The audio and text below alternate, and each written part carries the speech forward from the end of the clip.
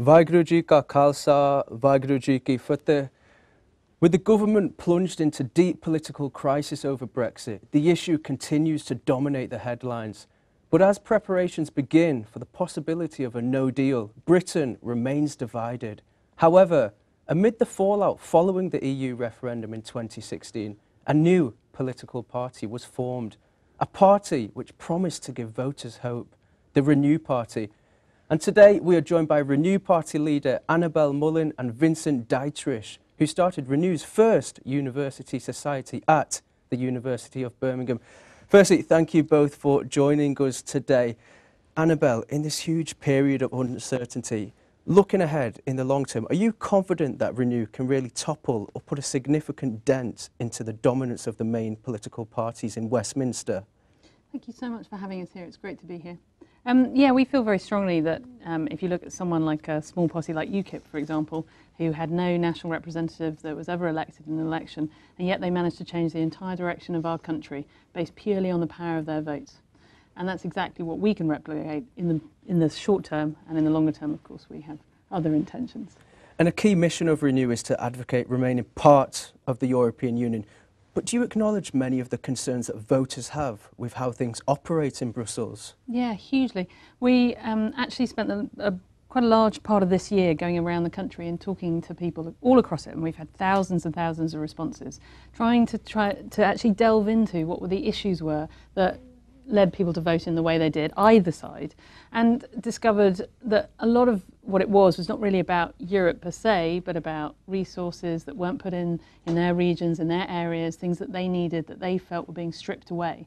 And those aren't answered by us coming out of Europe, they're answered by local government change, national government change, and priorities in the way we do things.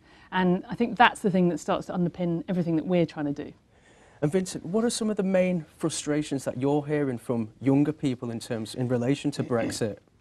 So a lot of people feel politically homeless. They feel like neither of the big parties are really focusing on what's going on. And then also a lot of people who've joined are from minority groups and don't like the kind of very male, kind of white British kind of leaders that the parties have.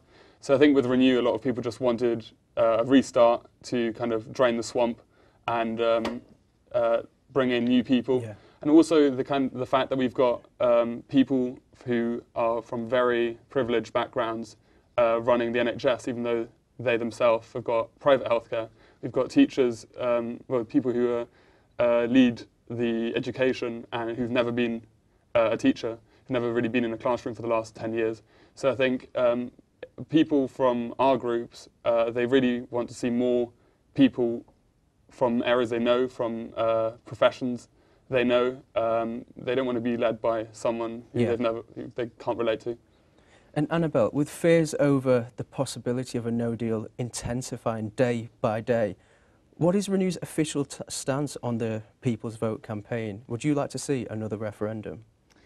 I mean, I don't actually ever want to see another referendum again in my entire life, because I don't think that type of politics is the right way for our country. I think we're a mediated democracy, and I really like that. However, having said all of that, that's my own personal view, we as a party fully support the idea of a people's vote, because it gives people the chance to say, having looked at the terms of this deal, you know, you buy your house, you go along and you go, yes, I really like this, the contract comes up, turns out there are some things in that contract that you're not completely sure about. Well, do you know what, it's okay to then have a new idea and a new vote. And so we fully support the people's vote, because we think that it gives people the chance to say, having looked at what the options are, we now think this is, yes, a good idea, a bad idea, and actually to say what they think about the withdrawal agreement. All of the implications are that we're going to be, you know, have less. Yeah.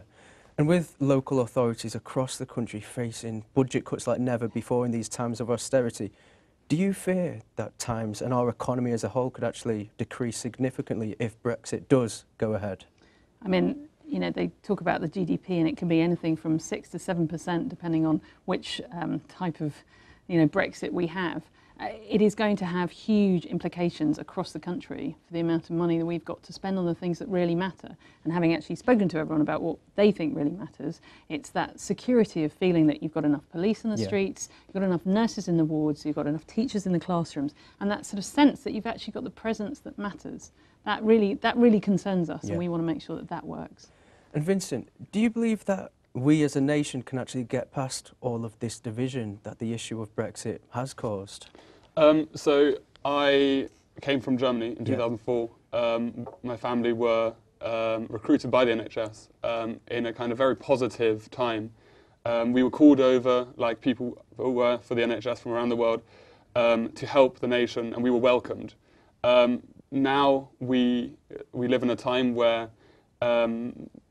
I, as a German, get quite rudely greeted by a lot of people. Okay. There's a lot more kind of racism. There's a lot more anti-foreign sentiment. And I think if you look at how it was a few years ago, and look at it now, I think the rhetoric around Brexit has allowed these people to come out and say these things. And I think if there's a time before Brexit, which was good, then there can be a time after Brexit. I think we need to do a lot of healing. But I think, as you said, the reason that people have kind of reverted to this scapegoating, blaming the foreigners, is because there's problems at the kind of at the bottom of British politics, which aren't the foreigners, but they're a lot easier to blame than actually fixing the problems. Yeah, and Annabelle, as someone who's worked in the NHS and in the police as well, what are the potential consequences of a Brexit in terms of, are we going to be seeing less people on the streets protecting society, and are we going to see less NHS staff as well supporting our most vulnerable? Very much so. I mean, you can see already the implications for the NHS have been absolutely enormous. People feeling like this hostile environment which Theresa May has created when her time in the Home Office and now as Prime Minister, that is only going to get worse. There is a real tangible sense that people don't want to come here and invest time and energy in a country that doesn't want them. And that's just simply not the case. You know, you talk to people on the streets and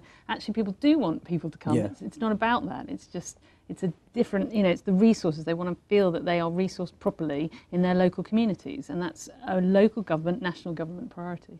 But yeah, I think with the policing as well, you know, I've watched as my criminal justice, I also sit as a magistrate now, and I watch as it's been stripped away and it's been stripped bare, and beat officers just don't really exist in the same way as they used to. And you know, beat officers and that local intelligence, you know, they know about who's in the gangs because they know the kids on the estate. That kind of intelligence, that just doesn't exist at the moment because it's just not the priorities.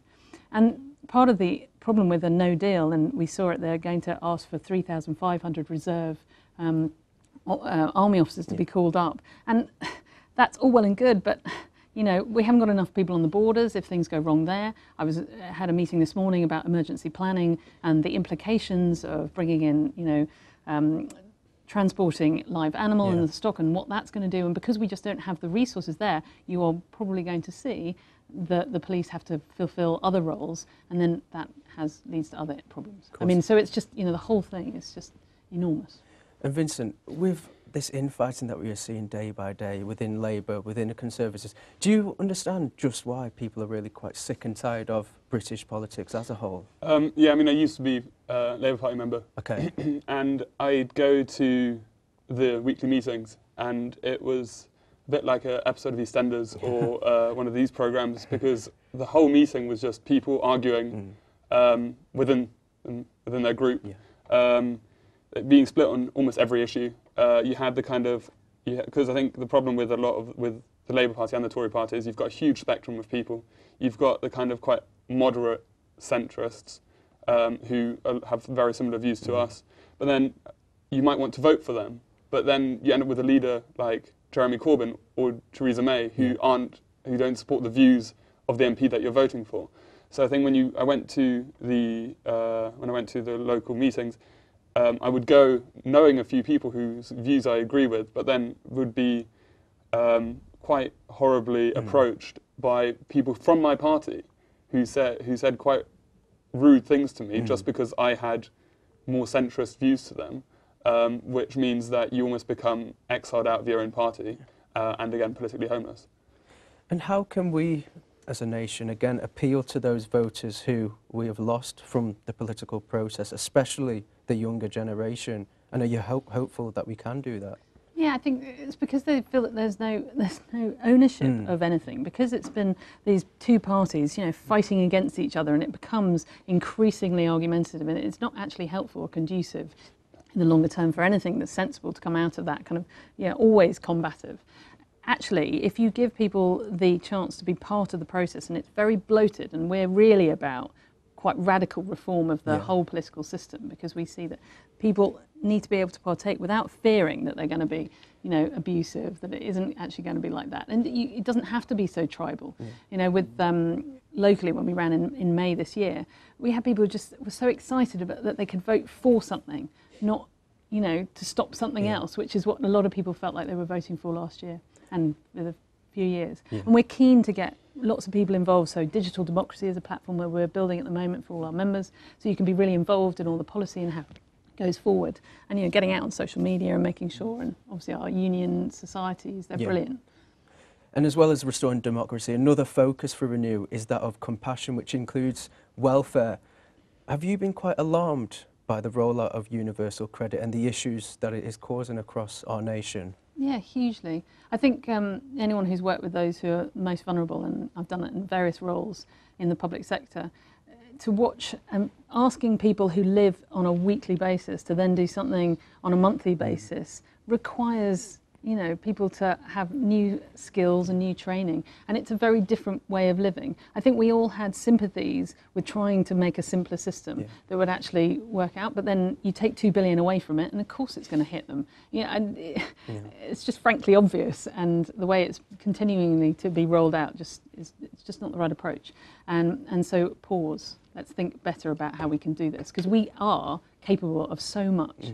We are so powerful as a community, and I mean that in the broadest sense. And actually pulling in all our knowledge, and I love it with Renew, because we send out an email and go, look, we're interested in talking about this kind of policy, and then we get people with who've experienced things, lived experience, who have academic experience, who business experience, and you draw those together, and actually that's how you come to some really impressive ideas and conclusions and new thoughts. And just staying on that topic of universal credit, do you truly believe there will be a rethink from the Conservatives on that, or do you think it is really here to stay, the system as it currently is?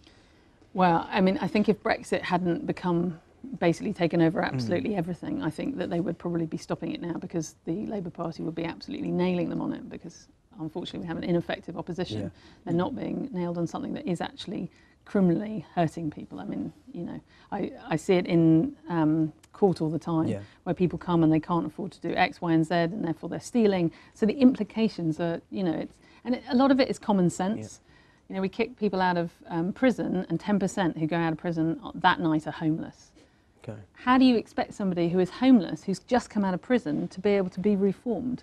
That isn't possible unless they've got support, because they're going to go and steal to feed themselves because they've got no money and they're homeless. I mean, it's all of that, how we think about it, and we can do this better. And Vincent, the Brexit, obviously the biggest issue for generations, but do you believe it's somewhat overcrowded, the news agenda, the political agenda? We've seen issues such as, I guess, universal credit or homelessness not achieve the recognition and promotion as much as I guess they need. Yeah, definitely. Though I think a big problem about talking about Brexit the whole time means that the actual roots, the actual causes, the reasons the UK is actually, people actually voted Brexit, the reason why people are worse off aren't looked at. So, for example, the Tories have managed to carry on a large percentage of their cuts, so they're going a bit less now, because everyone's talking about Brexit.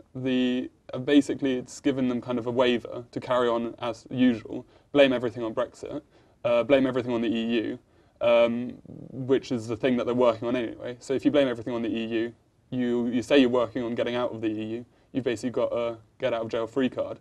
And with Jeremy Corbyn not really holding the government accountable on basically anything, it's kind of, given them this kind of free thing to be able to do what they want. And I think especially the news coverage, everything's always Brexit, Brexit, Brexit, and means that we as the people don't really have the time to hold the government to account. And I mean, I study politics and I know a lot about I spend a lot of my day doing politics, but even then it's crowded with Brexit. Yeah. So I think even for me, it's difficult to understand everything that the government's doing at the moment, because everything's full with this one topic, Yeah. which covers up the things that we should be looking at, which is another thing that I think our party is quite good at. Not only do we say that it's covering other problems, we're also not a one purpose party. Yeah. We've actually got solutions for the other things as well. And Annabelle, with the EU refusing to budge on the deal which has been negotiated, do you believe there is any chance, one, that deal will come before the House of Commons in January, and if it does, will it be able to pass? My feeling is at the moment that the withdrawal agreement will come on the 14th of January and it will not get support that it needs to pass. And for good reason, because it is not, it is the best of a bad job.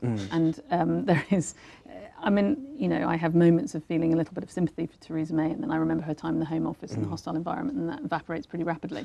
But you do feel that she has taken on the mantle of trying to create, you know, make the impossible possible, because the promises that were made during the referendum were completely outrageous. Yeah. And they were never going to be possible. There was a great woman on a show recently, and she was talking to a Brexiteer, and he was saying, oh yes, we should be, you know, we put all this stuff into, you know, building our satellite systems, and therefore, and she was like, but you chose to leave. And why did you think you were going to be able to keep it? And it was like, and he sort of sat there going, okay. And that's exactly the point. We did actually choose to leave. Yeah. What did we expect them to then turn around and do?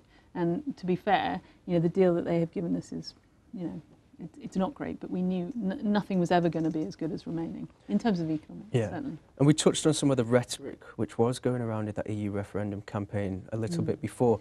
Do you believe the issue of immigration was somewhat used negatively, and people sort of took advantage of that, and, you know, with the false information which was going around, that may have led them to potentially vote leave? Absolutely. I mean, I was talking about it to somebody the other day, and, you know, I spent a lot of time campaigning over the last few years.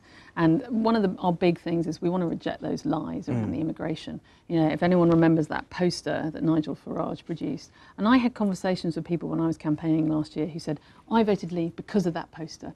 That poster made me think I was going to be able to stop these types of people. And then I discovered it wasn't stopping those types of people, it was stopping these types of people, and I don't like those people, but I like those. And it was like, none of this is right. All of this is mired in this kind of, you know, slightly racist rhetoric potentially. It's also, you know, immigration is very positive for our country.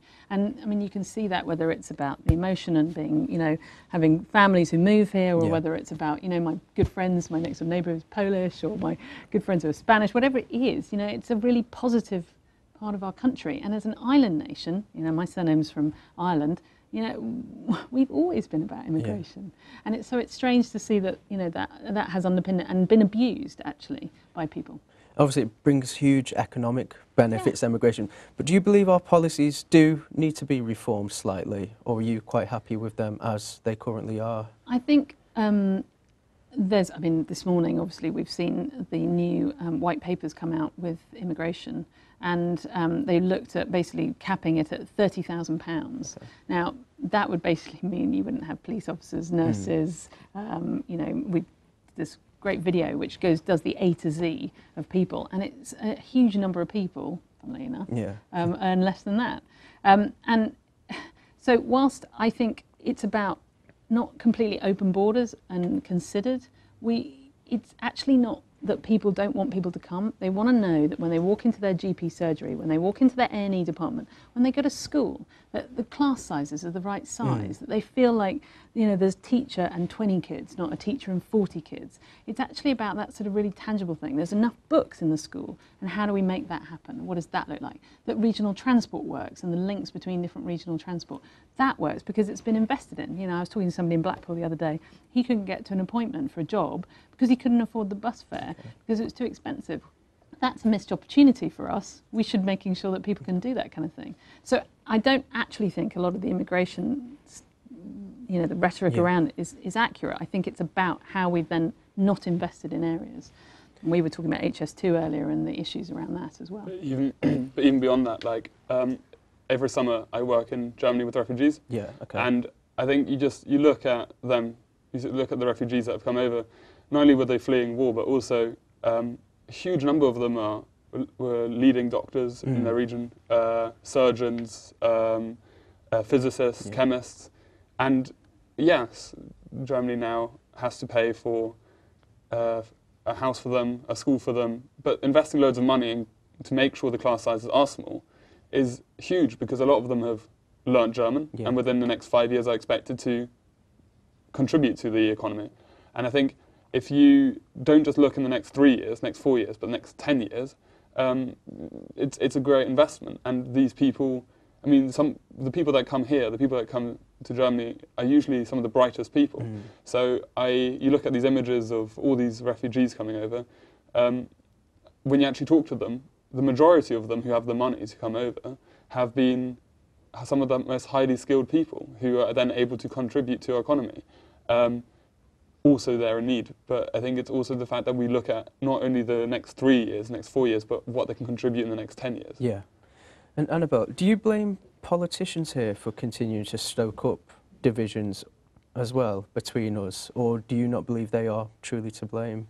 I think politics is to blame for quite a lot, actually, because I think what it has done is it's not really got to the root of the problems. It's found easy answers to really complex things. I mean, most of the stuff we're trying to deal with is not that simple.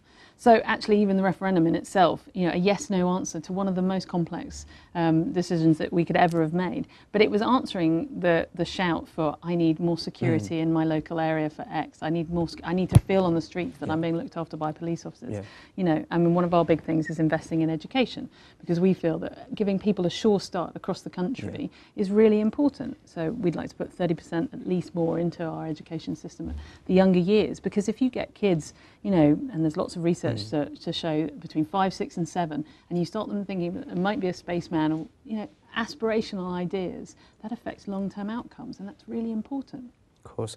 And we've widely touched on the prospect of a second referendum, but Vincent, do we want to see an early general election, or does Renew, want to see an early general election? Does Renew want to see an early? It's a difficult one, isn't it? It's one, I think, a question that's been talked about a lot. I think I don't want to see this government destroy our country for a single day longer. I don't want Jeremy Corbyn to lead the very weak opposition. I think both of those positions could be taken by far more able people. I think on the way here we were saying it feels like they made a bet who could be the worst leader, and I feel like they're both doing incredibly well. And I think in that way, yes, I do want to see an election as soon as possible. We've currently got 120 people ready to stand. And yes, okay, I think if we have another few months, we might have more people ready to stand across the country. But I think every day that Theresa May is given the ropes of this country is a day where this country goes down the wrong route. It's a day where Europe gets more annoyed at us. It's a day where the country gets split more. And every day Jeremy Corbyn tries to stop that is a day wasted, because, let's be honest, he's been sitting duck. He's done very little. I mean, you don't form a party with the idea of not going into an election. We're ready to run. We want to, you know, take our country back in a way. It's, you know, it's meant to be this open country. It's meant to be about fair play, and that seems to have disappeared in the current environment, and that's what we want to win back. And if it's a general election, if it's a by-election, we want to take our part, because that allows people to vote, and that's what democracy should be about. Give people a voice again, I guess. Yeah. And in a nutshell, what can you give to voters that no other political party can? I think we are very based around new people bringing their talent and their experience, whether it's work or lived experience, to play, and ordinary people doing extraordinary things. And that sort of sense of really bringing in new and ideas and people is really important to us. And, you know, that kind of sense of rejecting the lies of politics, radically reforming politics and rebooting Britain. That's where we are. And it's new hope. That's what we want to be. Vincent, so Renew is definitely here to stay. Definitely. Yeah. That's everything for today. Thank you for joining us. We really appreciate your time. And thank you all for watching. Make sure to tune in next week for The Politics Show. Vaheguru Ji ka Khalsa, Vaheguru Ji ki Fateh.